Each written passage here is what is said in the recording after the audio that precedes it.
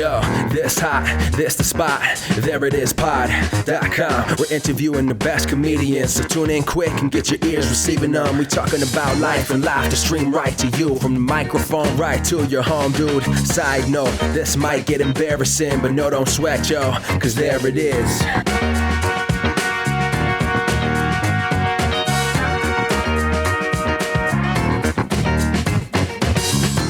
Welcome to the There It Is podcast, a comedy podcast to help you find your inspiration. I'm your host, Jason Farr. Let's do this. I'm very excited about today's guest. It's comedian and writer Kelly Bachman. She is great. She's produced some popular shows, and she talks with me about those shows and her work. We also have a great and really interesting chat about being the subject of a big story in the media. And some of you may know about Kelly through the headline-grabbing story, Stand Up Calls Out Harvey Weinstein to his face at a show. It made the rounds. She was interviewed by CNN and a bunch of outlets about it. That's not why I had her on. I had actually sort of forgotten about that story, and I had her on because she's done good work and she has an interesting comedic voice. But we do talk about that incident specifically in regards to what it's like to be in the spotlight, with everyone else using you and your experience as part of a narrative they want to tell, even when their narrative doesn't fit your experience. A very interesting perspective to hear, especially after that Megan Oprah interview.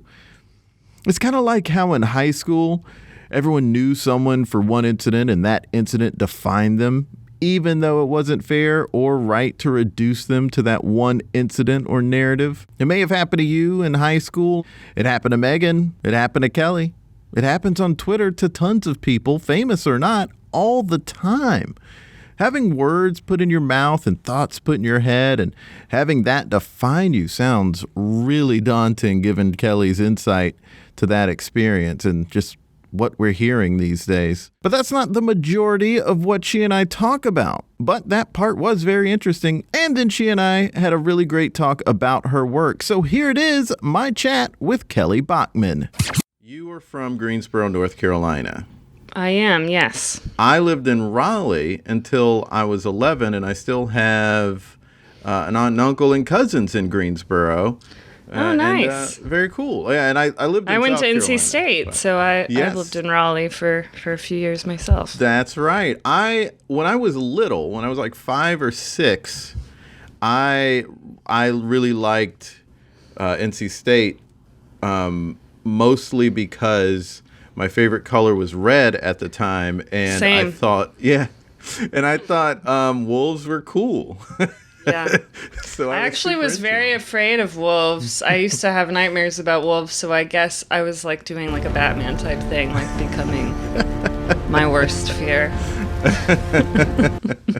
Well, that's awesome. Of course, now I'm a Duke Blue Devils fan, but we don't have to get into that. No, we Being at don't. NC State, we don't. I never really got into the like rivalry thing, except just like hating Carolina. Yeah, which I can agree with. I only hated, and I hate is a strong word that I don't use often. Correct. But I hated so much the attitude that the students had about the rivalries. Like, they really seemed, there was like really this energy of like superiority. Oh, yeah. That really rubbed me such a way that I was like, you know what? I am involved. Like, I don't really care about this, but I care about you being unhappy. Yeah, my brother went to Duke, and so, and our love for Duke started around when I was 10. But I still have a lot of respect for NC State because Jimmy V was there when I was a little kid. Yeah, of course. So, like, of course. You know.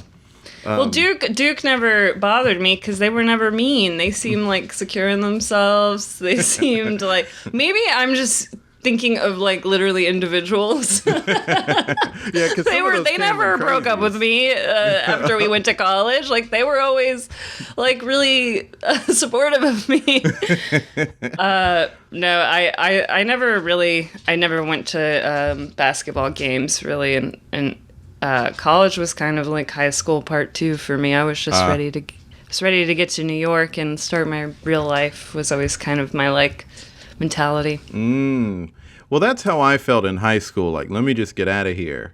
Yeah. So you experiencing that in college, and then right after graduating, did you move to New York? Like the day after, pretty much, I moved immediately. It was always my plan. I wasn't. I'm from a pretty big family, and there was sort of a rule that we weren't allowed to go to an out-of-state college. We wanted to go to a private college. So I just sort of picked somewhere in the state, and for me, it was just like, let's get this piece of paper and go. Like, I want to go do things. And I didn't really know what that was going to be exactly, but I think by the time I graduated, I really accepted that I wanted to work in film and TV and like be a TV writer or something in that world, which I had not really thought was an option up until like literally my last semester of senior year. I think I read like Tina Fey's book and I read Mindy Kaling's book. And they just seemed like so like me. Like, I don't know how to describe it, but they were describing their childhoods and describing their personalities. And I was like, oh, this is attainable. I could be like this. And before that, I thought of writing and comedy as this thing that I liked to do for fun when I was a kid. Like, when I was a kid, I wrote sketches and I loved SNL and I loved Monty Python. And I like really just like was this little writer. And, like, as I got older, it felt like such a pipe dream type thing, and I didn't really have creative outlets at my school. And I just thought of it as this thing that the secret talent I had, that I could, like, write short stories as a hobby or something.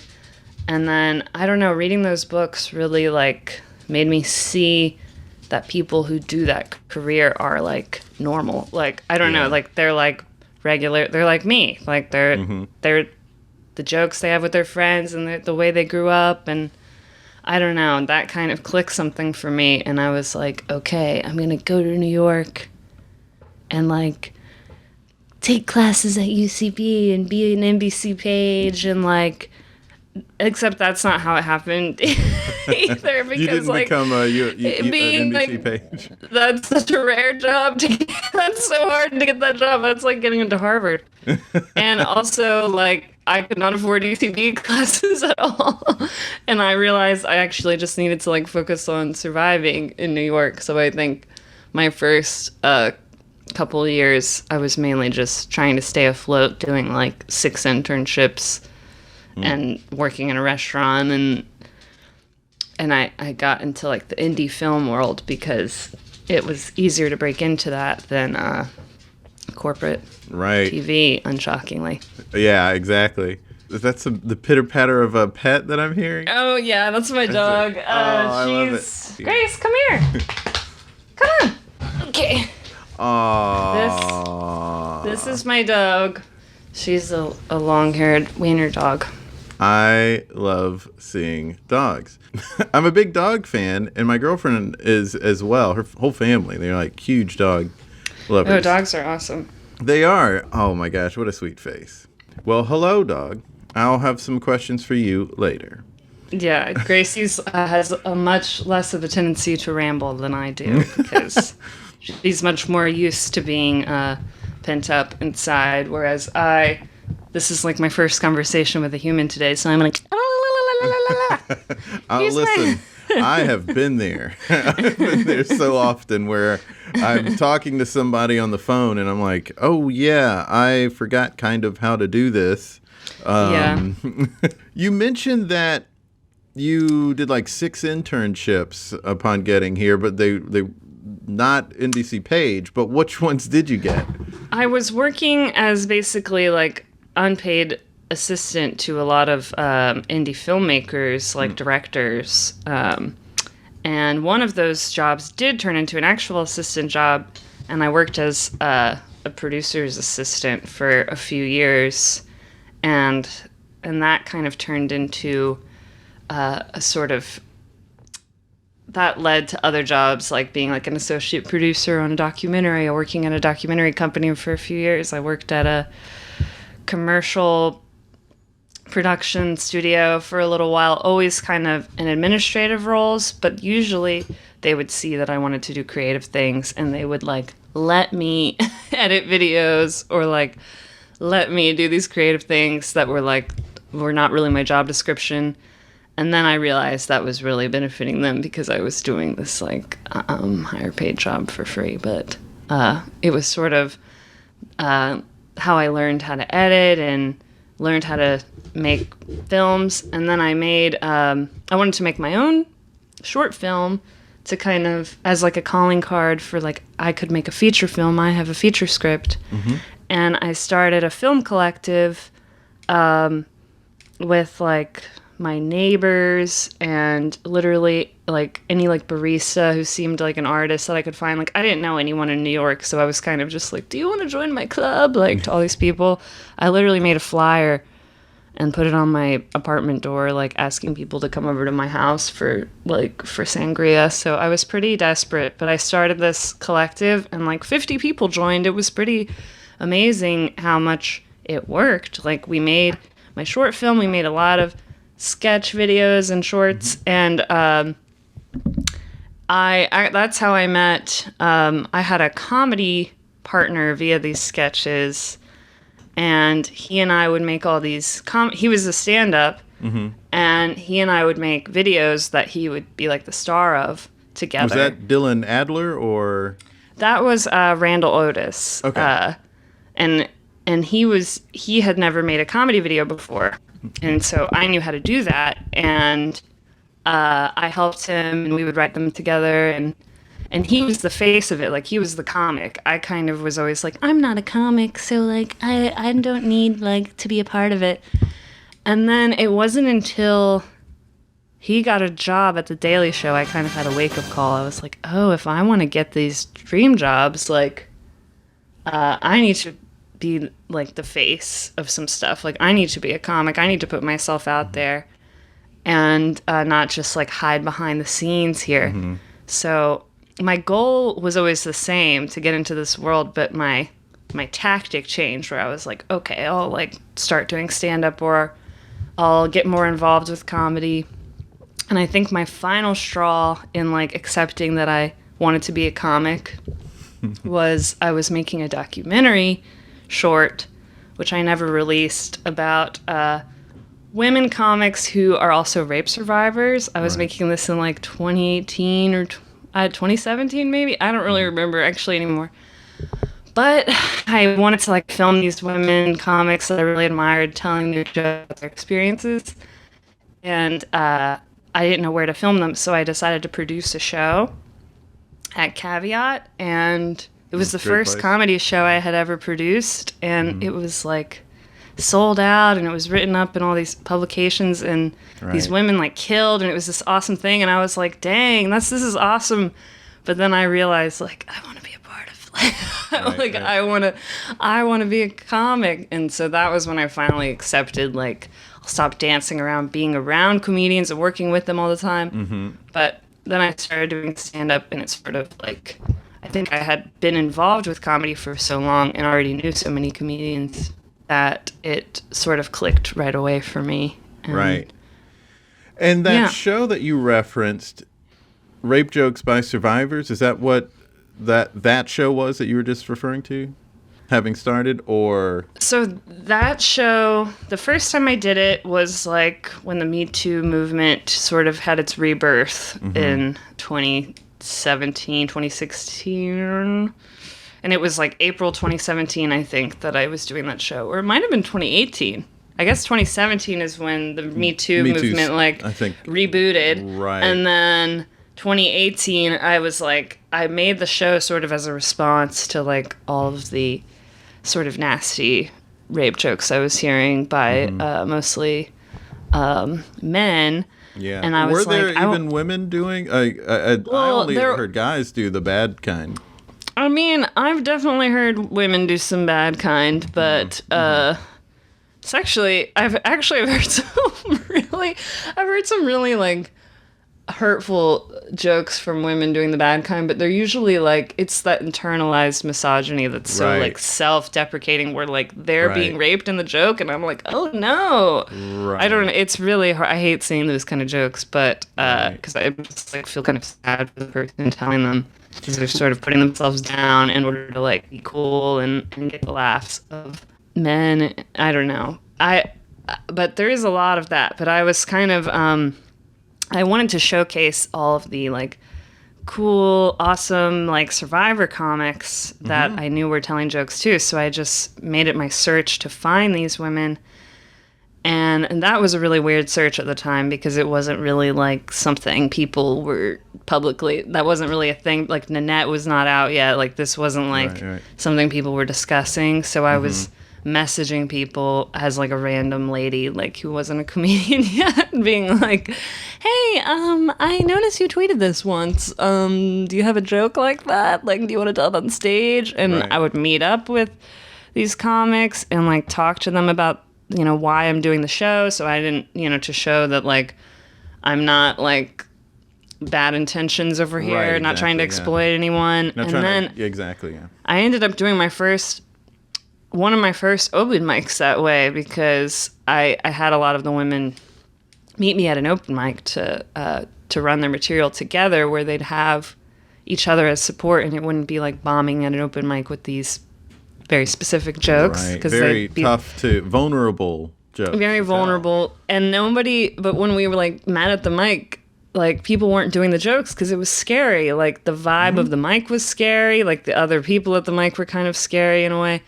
And that was when I like put my name in the bucket and actually did my first material like that, because I just wanted to break the ice. I wasn't trying to be in the show. I was just like trying to show the other comics that like, it's cool. Like, I'll do it too. So I like did this really bad.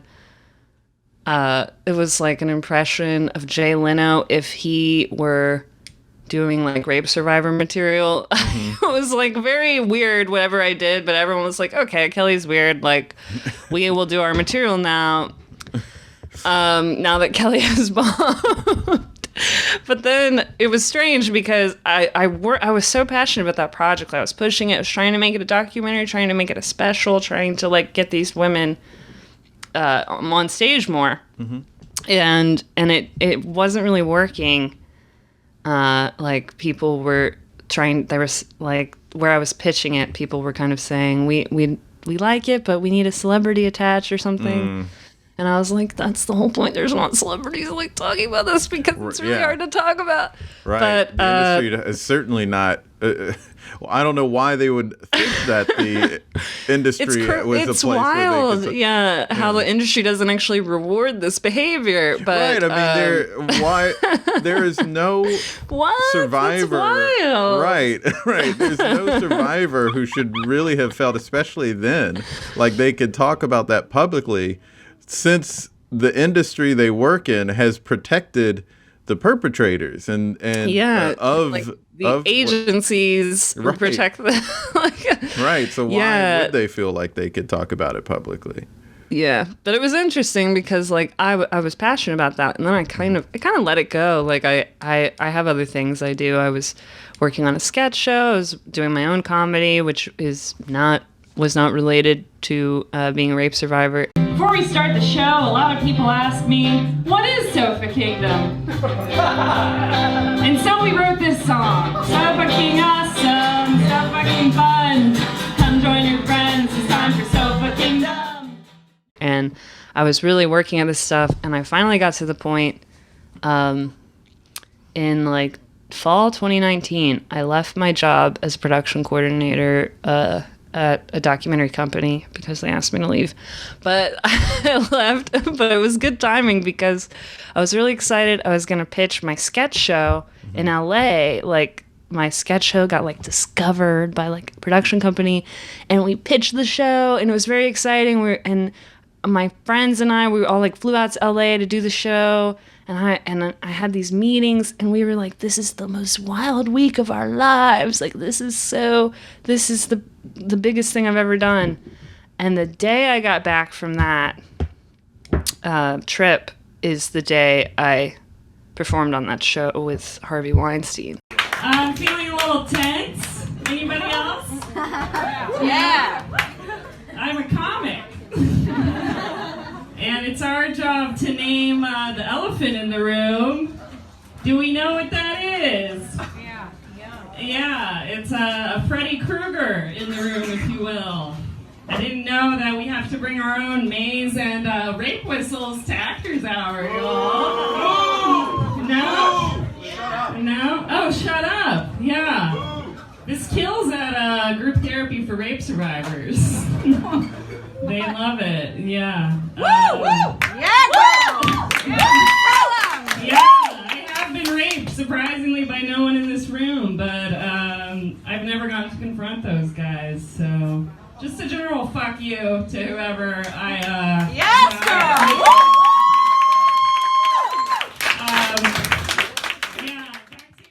Yeah, I was just about to bring that up, that because I heard about this before I knew who you were, and didn't know until I was researching you that you were the comic that I saw in this story who was on stage, and somebody decided after everything had come out, and I think he had already been arrested by this point, maybe? Like, yeah, he was waiting for trial, I think. Right. So the wheels were in motion to hold him accountable, actually. This wasn't like just when one or two people came forward. This was well into the litigation of the allegations, and someone brought him to a show.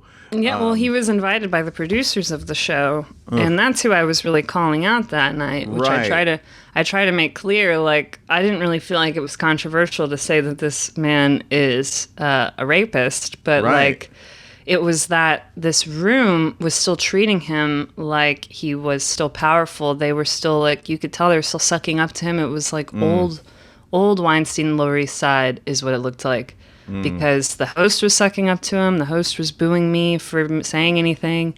Like, the producers had him at a special table reserved for industry. Like, so I was really calling them out. And since then, the narrative that's always pushed is it's always like me versus Weinstein. Like, and I literally will get interviewed by documentaries and like press that will twist my words and have me saying like, I stood up to him, but I really didn't view him as powerful at that point. I viewed him as kind of this worm that was despised and disgraced, and this.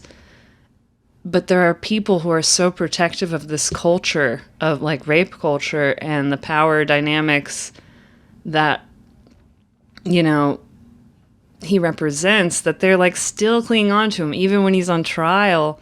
Like, it was really, that was what was disturbing to me. But it was kind of, it was interesting though, because it allowed me to kind of get back into the work that had pushed me into comedy stand-up in the first place, which is like, I had this show, Rape Jokes by Survivors, already in my back pocket. Like, I had already produced, and the following week, like, New York Comedy Festival asked if I wanted to do something there, and I was like, oh yeah, there's something I've always wanted to do here. So I was able to get back to the kind of work, you know. I was wondering when the New York Comedy Festival performance fell in the timeline. So that was after the incident at the show. Yeah, that was kind of that seemed like the easiest thing to do next was to do that show again and include all these, include the people who had inspired me, who gave, you know, the people who gave me the strength really to even be able to talk like that on stage. So, that was really special to get to do that again. And then from that, because on the second show, the second Rape Jokes by Survivors, I booked Dylan Adler on the show, and he has such a similar energy to me in terms of just like he brings a lot of light and like joy to talking about this really intense stuff. And it made me just want to like do more with him. And I'm a musical person as well. And so from that came Rape Victims Are Horny Too, which is like our hour which of musical parody about our experiences. And it's sort of like cabaret, like vaudeville act of two people like being very silly, but it's all about rape trauma. So it's, you know, it's a specific show. You have to really want that, all of that. But we had a lot of fun doing that, though. I do just want to confess the fame grab while I'm here, though. Just like be a little vulnerable, fully confess it. When I was getting raped 4 years ago, which is 1 leap year ago, I just kept thinking to myself the whole time, I can't wait to use this to get ahead in comedy. They're gonna see my name in lights. It's gonna be victim. Yeah. That's actually what Chicago is about. I'm curious about something with that, not to go back too much to something I'm sure you've talked about a million times, but that situation, the way it played out online, the Harvey Weinstein story, you mentioned that the media was sort of making it just all about the narrative of women standing up to Harvey Weinstein. This woman called out Harvey Weinstein when you were actually talking about something else. And another way that I've seen that twisted online, because I saw it on Twitter when it trended. Right.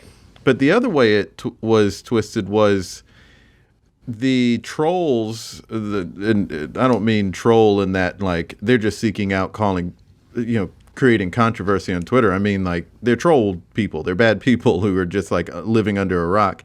Right. They on the internet were playing into the booing or whatever that was happening, the sort of unrest that people had about you calling them out, like you were somehow in the wrong.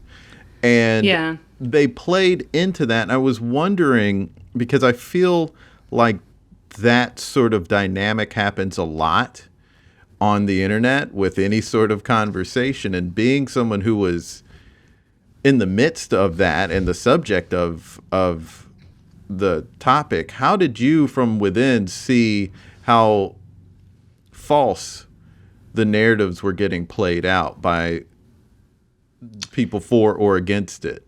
Yeah, it was interesting because when you're in that experience, it's actually so overwhelming that you don't see a lot of what people are saying about you, because your phone is blowing up. Like the press outlets get your phone number and they're calling you. Like you can't look at your phone without it ringing, or like accidentally answering your phone.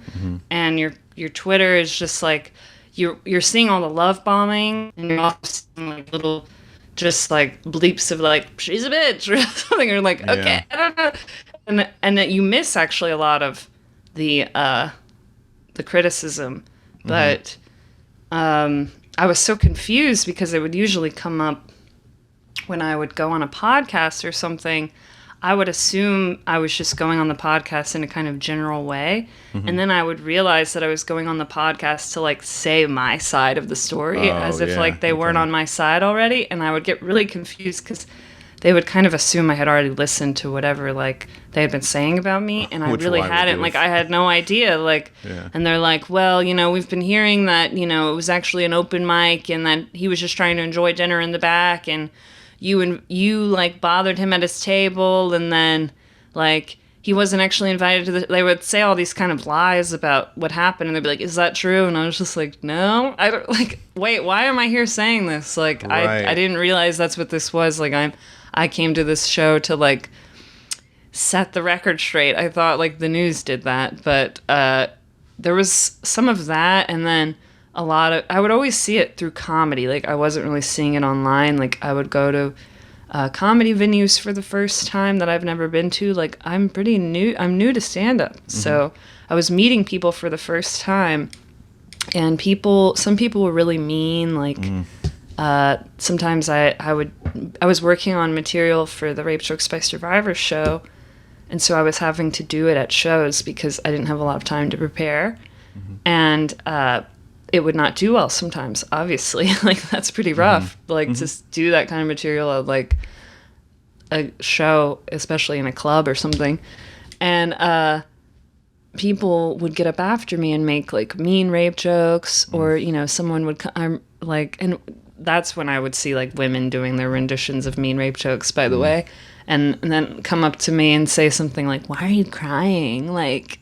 Because I would cry. I would cry, like, when they were mean, because I'm a human being. Right. But I really didn't feel welcome, and I wasn't getting booked more like you would expect. You know, you go viral, you're like, your bookings go up or something. It was like, I felt this resentment from a lot of comedians, and I was just confused because I felt like I was backed into a corner. Like, I didn't ask for this. And people that I thought were my friends were saying, like, why are you talking about this on stage? Like, kind of like accusing me of like being an opportunist or like, and it made me truly avoid comedy spaces altogether, except unless I was with Dylan. And that's why he was like my rock.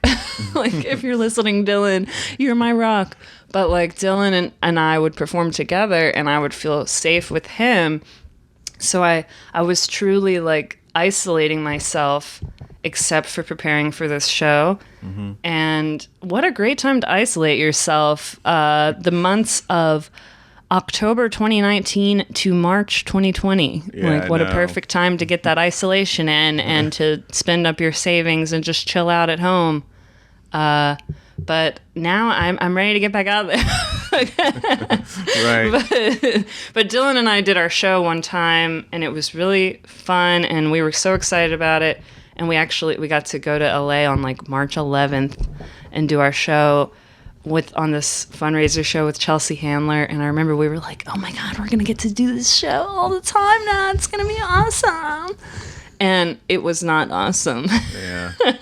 Nothing was awesome ever again. But that's kind of, it was a very weird time. And people still, like, I'm literally coming out. I don't want to say too much, but I'm like, there are still like projects that I'm going to be appearing in from interviews that happened during that time, and I'm still seeing the way it's like people push their own narrative onto you. Like if I would write something, I wouldn't even say Harvey Weinstein's name in it, and then the editors, like, they want it to be about that, of course, because like clicks and he's the person who's famous, like, right. Obvious, but like, it was about so much more than that to me, and I really wanted to call attention to that, the fact that the praise that was happening for me was so relative to the fact that he was already a pariah, already disgraced, right. Already his career is done. Right. So it's so easy to say, wow, Kelly stood up to power. Let's put those words in her mouth. But like, if I had called out someone who was still powerful or still popular, like, I could be like destroyed for that. Right. And even calling out this like literal like pile of garbage man, like even calling him out, there's still this split, like maybe she's just doing it for attention. Ugh. Maybe she just like, you know, maybe she planned this all, like, and that just goes to show how far, you know, we have to go. Right. Also, if you were a guy making fun of Harvey Weinstein and the show for bringing him there, they probably wouldn't have put you in that narrative. You know, like, yeah. That's another thing that's like, hey, we still have a long way to go. You know, I'm thinking about this through the lens of having seen Framing Britney Spears. And so, like, everything since I've seen that has gone through the lens of, well, this is how people use things online. Mm-hmm. And they'll twist things so they can get attention. And it's not even just like, people will say like, oh, CNN and HuffPost, but also average people on right. Twitter who are just trying to get likes and retweets and build up their own base and get to having a check mark, or people who have a check mark. I saw someone the other day after Janet Jackson posted a video. She was like, she responds after Justin Timberlake apologizes. She didn't mention anything about any of that. Right. And they just attach these two things, like you were talking about, like you writing a material has nothing to do with Harvey Weinstein, and then they suddenly attach that night to it. It's bizarre. It's hard, especially like I didn't have representation. I didn't have anyone to filter my emails, and I was so overwhelmed that someone would kind of say like, can you come to, do an interview right now? And I'd be like, no, I'm still in my pajamas in my apartment. And then they'd be like, we'll come to you, don't worry. And then they like show up on your door, and I'm like, hello. I'm just like, I'm sitting there saying like, I'm crying. Can you not like film me right now? And they're like, sure. Like, just going for the close up while she's looking out the window. Exactly. And they like get these bites they need. They'll turn literally me saying something sarcastic into like this sincere thing that they put over B-roll of me crying and looking out the window. And it paints a whole different picture of what you were experiencing. And it's like not who I am. And even if sometimes it'll even be something that I do believe, but it's like something there's something I would never say. Like, like I'm just like, oh, I guess I believe that, but like, I don't talk like that.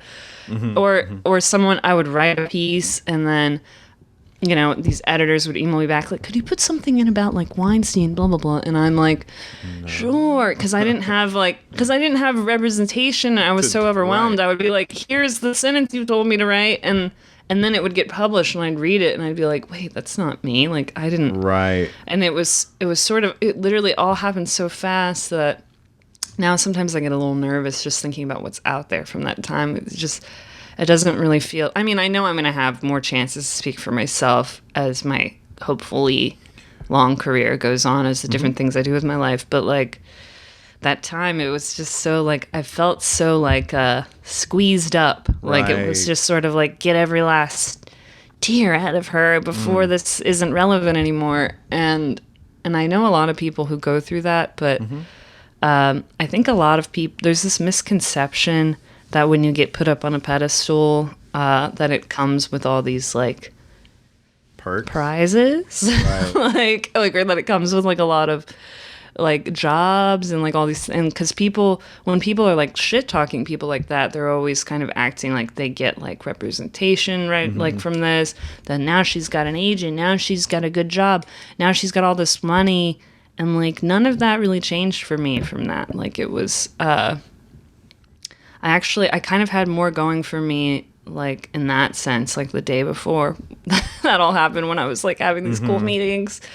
And from that, mainly, it was, like, it felt at the time mainly like exploitation was coming out of it, and not really anything that was beneficial to me. Of course, in the long term, I realized name recognition, of course, is like an intangible thing, and like having followers may lead to like opportunities eventually. Like, I don't really know how that stuff works. I think it kind of builds up slowly over time. But as far as like this myth that like people who are whistleblowers or people who speak out in the Me Too movement are all of a sudden just like brought to like career heaven, it's just not true. Like, I just don't see it being true for anyone. I appreciate you sharing all of that, and I didn't even anticipate all of the things that came from that when I noticed when we started talking about it. And it's tough I can't imagine going through that. I mean, I've only gone through it in extremely minor ways. Being interviewed for a job for the local paper and sort of being misquoted, and that was weird. And it was remotely uncontroversial, And it still was sort of like, oh, that's a weird feeling. This guy put words in my mouth that I didn't say. No, so I can imagine. It makes me feel really overprotective, or maybe not overprotective, but like it's like, this is on my mind because literally right before we got on Zoom, I was tagged in something that was like, I won't say what it is, but it was me like it was a quote for me, like that from last November, and it was in a montage with all this other different stuff. And I'm saying something like, I'm trying to think of a different way to phrase the quote so that it's different. Right. But I'm saying something like, I'm a hero and that's my story. And like, I might as well be saying that. And it's literally like, it's so cut up. Because I know the way I talk, I can tell that it's taken from like 5 different sentences, because it's like, I am a hero, and that is my stand-up.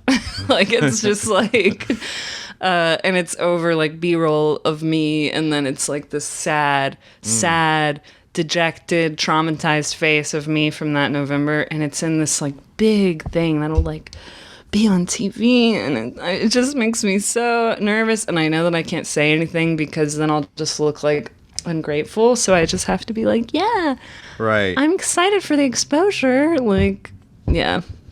Well, that's a tough spot. There's something really icky about that feeling, for me, just hearing about it.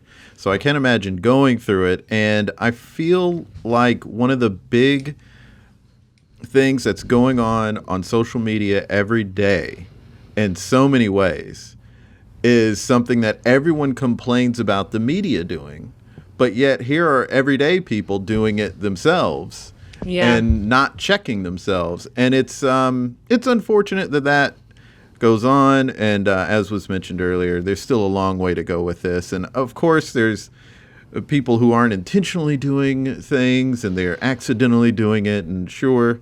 But at the same time, there is a product to how people discuss these things online. Right. And not everything is our business as consumers. Yeah. And we don't know most of the details because if we weren't involved with something.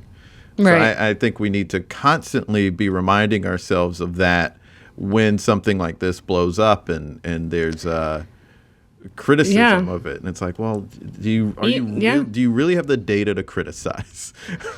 Well, because even every single thing, like I used to work for a documentary company, and even like the quote good documentary, like the good guys or the liberals or whatever you want to call it, like the people or whoever made the Britney documentary, everybody, they have their own narrative they're trying to tell. They have their own agenda, no matter what the story is. And so sometimes I'll be quoted, I'll get this made up quote taken from Word Soup from me, and it will technically be like a positive kind of liberal sentence. It might be something like, it would be me saying something like, the future is female or something.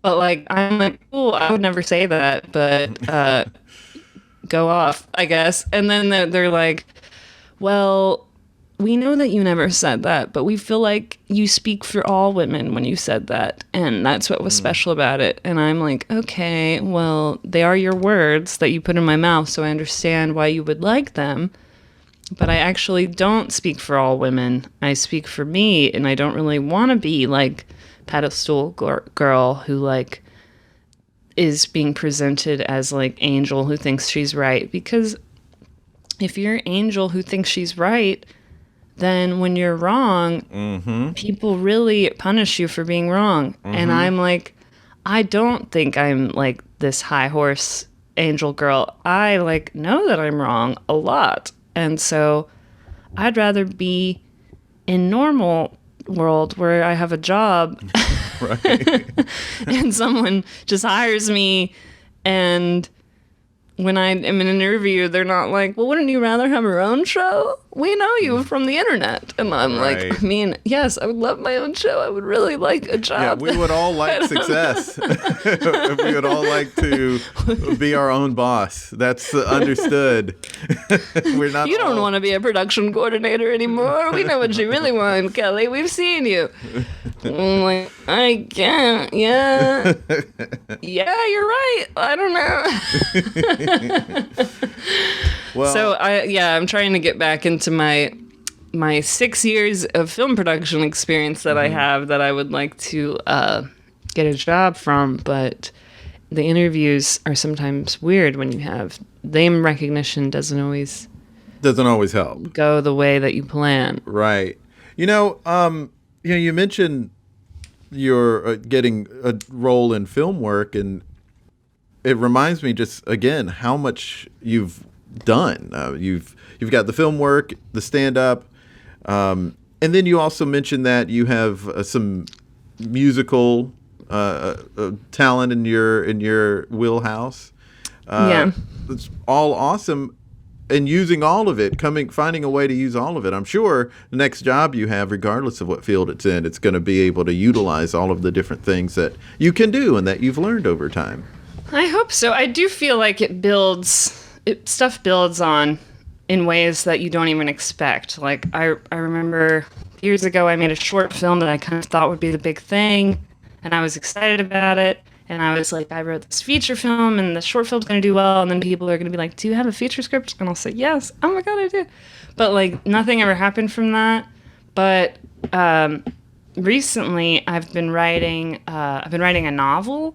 Mm-hmm. And I just finished... Yet another thing, yeah. I finished the manuscript, like, literally hours ago. Like, it was very exciting. So that's probably why I'm so hyper today. I'm, like, I'm high off of having completed a task that I've been trying to do for a year. You're one of the few people in the last year who has finished the manuscript. And it was my goal, literally, to do it before March 1st. So I'm like, I'm fucking did it!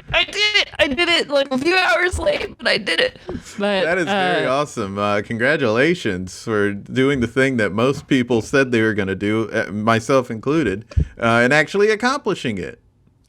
I'm very excited about it. I have no idea if it's good or not, but it was a coming of age novel, and I found myself referencing this feature script I had written years ago, which I wrote that closer to when I was actually coming of age, so I was a lot closer to the experience at the time. Mm-hmm. And I was like, this is really helpful that I have this. And sometimes I'll feel that way about other projects I've done. Like, I also have a band. I was in a punk band, and I have all these lyrics from that punk band, and I like decided to make the girl in the book like a singer, and so her lyrics are in the book, and they're my lyrics. So it like these things sort of flow together, and who knows if the book will like sell.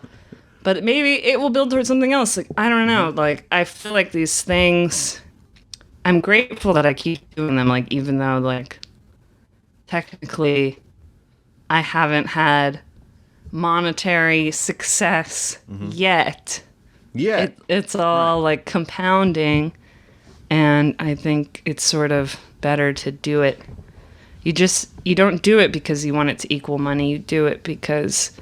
you have to do it. Like, it's what you do. It's your thing. Like, you have to keep making things or else you will be sad. Right. That's super cool. And what is the next step with the manuscript? Do you have managers to pitch it? I have a book agent. That was actually, that was the thing that came out of me writing all those op-eds last year, 2019. Whenever that was, when I wrote those articles, that was the thing that happened, was a book agent, and the book agent was like, do you want to write a book? And I was like, I don't know. That's not something I've thought about, but I would like you. I don't know. I will think about it. And then there was a book I had wanted to write when I was younger, like when I was a teenager.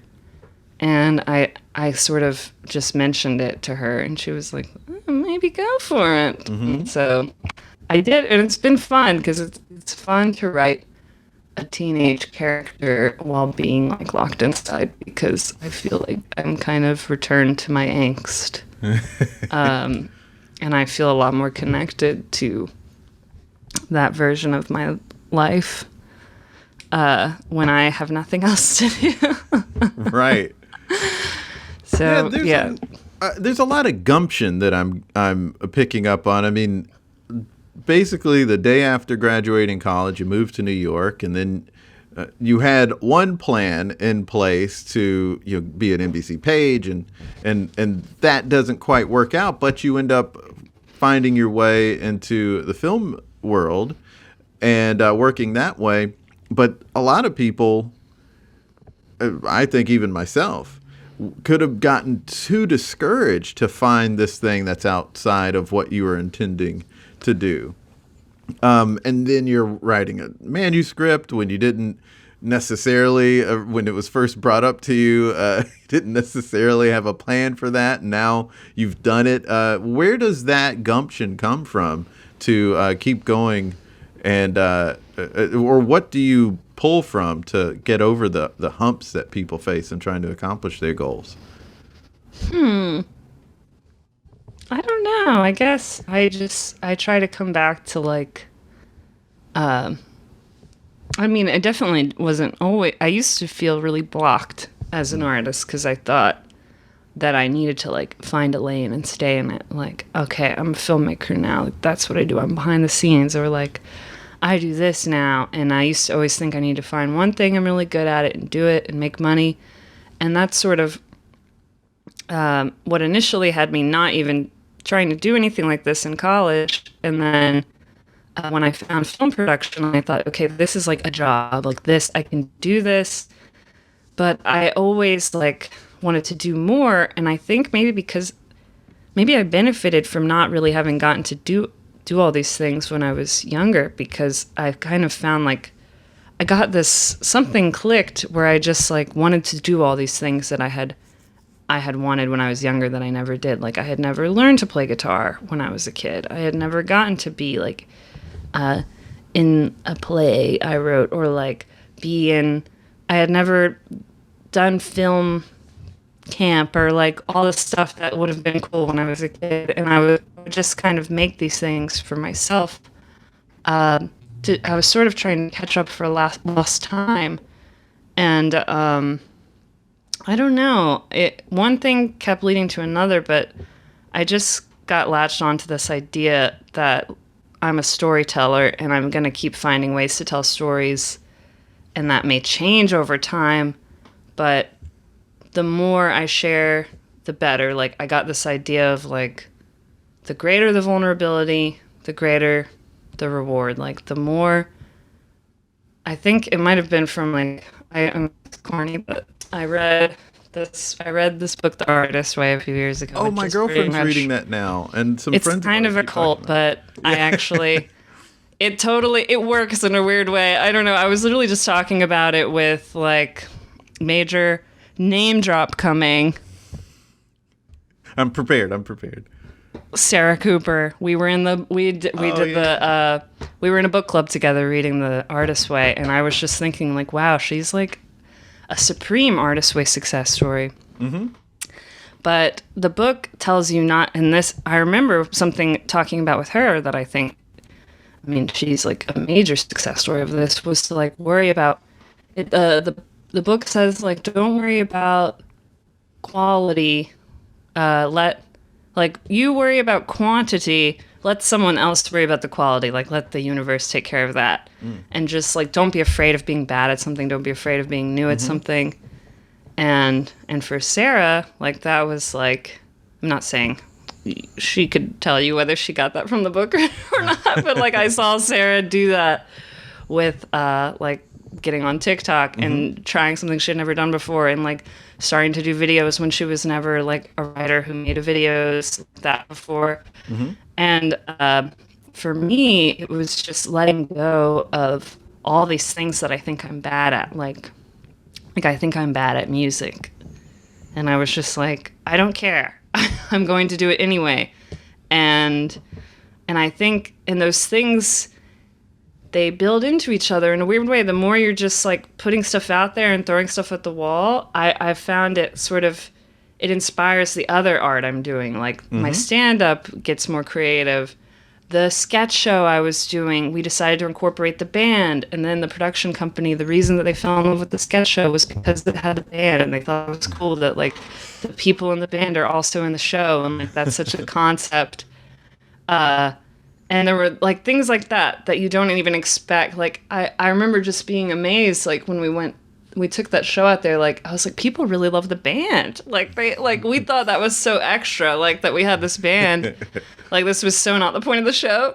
And people just kept saying, I gotta say, I love that band. Like, I love that you have a band. That's cool. Like, I was like, of course, people like music more than comedy. This is known. People like music. But a lot of stuff, which is, or even like starting a collective, like led me to like comedian that I made sketches with, and that, you know, I learned how to write comedy that way. And there were a lot of things that just sort of, just the more I did, the more I would meet people and learn. And so I just started trying to lean into that of like, if I have an idea that I'm excited about, just doing it, and it kind of just assuming it will work out, even if it doesn't, because most of these ideas don't work out. Like, I mean, they work out in a way in that I do them, but like they don't turn into like Right. You know, they don't like huge thing, become like a Netflix show or something like they.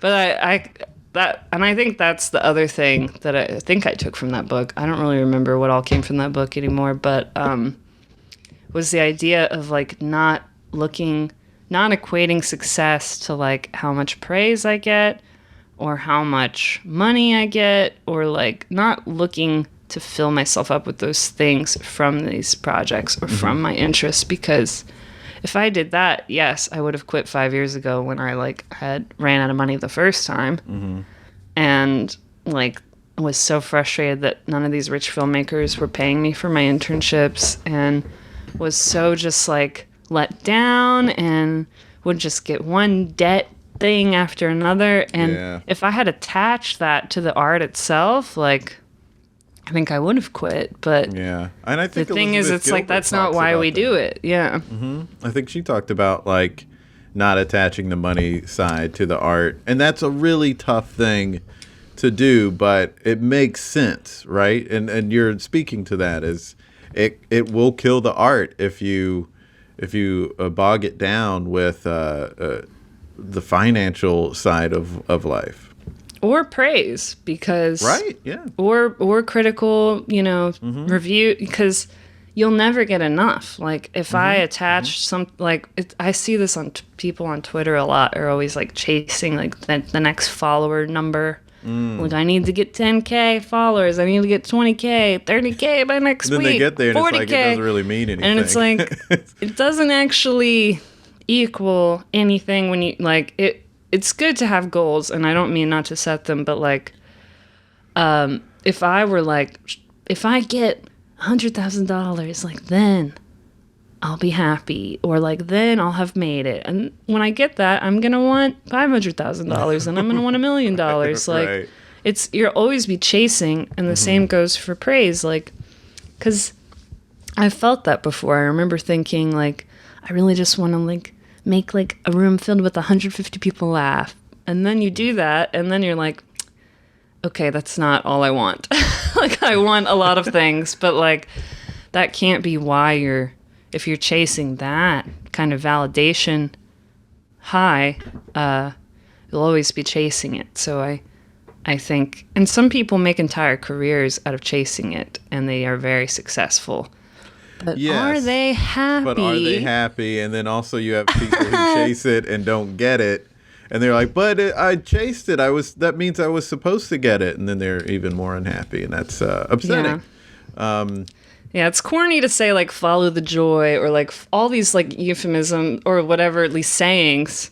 They all feel corny, but they also have a lot of truth to are them as well. True. Like I don't know, to like being vulnerable opens doors. Like I just see it be true. Like being prolific opens doors. Like not being afraid of being wrong. Like all these things that I've heard a million times. But I think the biggest one is kind of bringing like love and joy to it. Like, we can get power from hate and resentment and like, jealousy too, but it's just not as fun as doing things just because we enjoy them and like we want to spread joy. Like comedy is for spreading joy. Like I think people seem to forget that sometimes. We're actively trying to make people laugh. that is Yeah. spreading joy. And if you're not trying to get people to laugh, then is it comedy? It might be art, and it's fine to put out there, but if people aren't laughing and you're not even trying to get laughs, then maybe it's not comedy, and that's fine. If you're doing a TED Talk, that's fine too. That's fine. Right. And I actually encourage pursuing different arts. Like, I think that's comedians so often get boggled down. They're like, I'm a comedian, that's my identity. Like, purist, like, I'm a comic. I do stand up 10 times a night. That's who I am. I'm like, I would love if you started doing poetry. I would love if you do your TED Talk. Let's just call it what it is. Exactly. Please, let's just call it If what you're it a is. slam poet, like, that's awesome. That's fine. Like, no one's saying it's bad because we're saying it's not comedy. We're just saying Like, it's not comedy. do pottery. Be like Seth Rogen. He seems happy with the weed company. He really does. This what seems you like want. the happiest he's ever been. Well, Kelly, it's super easy to talk to you because you're dope, but I can't talk to you forever. We have a timeline. And we're now at the end of the podcast. So it's time to create something together. Oh, wow. Yes. Now, what shall we create? One idea is maybe because you've nailed this thing of working on a manuscript during this time period, wondering what your day-to-day was in order to do that. So maybe we can, if you can give some tips, that would be great. Or if you have another idea, we could do that. I could give manuscript tips. I can't tell you whether my manuscript is good, but because it is done, I can give you tips for how to get it done. Awesome. Especially if you're someone who's ever written a pilot script before, which I think a lot of writers have done, a lot of screenwriters have done, and if you're trying to write a book, I broke the book into like 6 sections of like the outline was 6 parts that I knew had to be at least 30 pages each. They could be more, but like the shortest a novel can be is about 180 pages. So I was thinking, I'll break this down and have, these 3 acts and these 6 major points in the act, and then in the book, and break that all down into an outline. And then every week, for 6 weeks, I wrote 30 pages a week. So it was like I sort of thought in my mind, like, it's like I'm writing a pilot, like I'm writing another one next week. And I think it ended up taking 7 weeks instead of 6 to get it all down after the outline. But having that schedule really helped me, and having this deadline of March 1st and really thinking about it. I think what's really helped me overall, because I've written some other things during quarantine as well, and I like to create this illusion that I have, that I'm going to be out of time soon. Like, I even though I know it's not true, I will literally like imagine that next month I'm going to be extremely busy and everything's going to open back up, and I'm going to wish I had done more with this time. It's going to be over. And I don't think that's true at all, but it's made me be able to write like 6 different things because I have this new short period of time I give myself, and I treat it almost like a fellowship, like I've always wanted this time to be at home, and so I break it into a schedule, because if I give myself infinite time to do something, I will take infinite time. So I give myself assignments of sections, schedule, and just kind of take it point by point, page by page, like maybe like 5 pages a day sometimes, maybe 1 page a day sometimes, and chip away at it. And I think my other biggest like corny phrase I come back to all the time is to take baby steps every day and just do the next little thing you can do, because it really does, turn into the whole project eventually. That's incredible advice. I especially like, just because it's resonating with me so much, is the advice to look at it from the perspective of if everything were to come back next week and I was upset that I didn't do these things. Because what I do, because I haven't accomplished much of what I wanted to accomplish, and instead of thinking like, oh, well, I still have a chance, I'm thinking, well, I've already blown it. And so that gets me down, which makes it harder to create and work on stuff. But if I'm thinking the way you thought about it, then I think that'll maybe make a dent, at least. Get me on the right track, at the very least.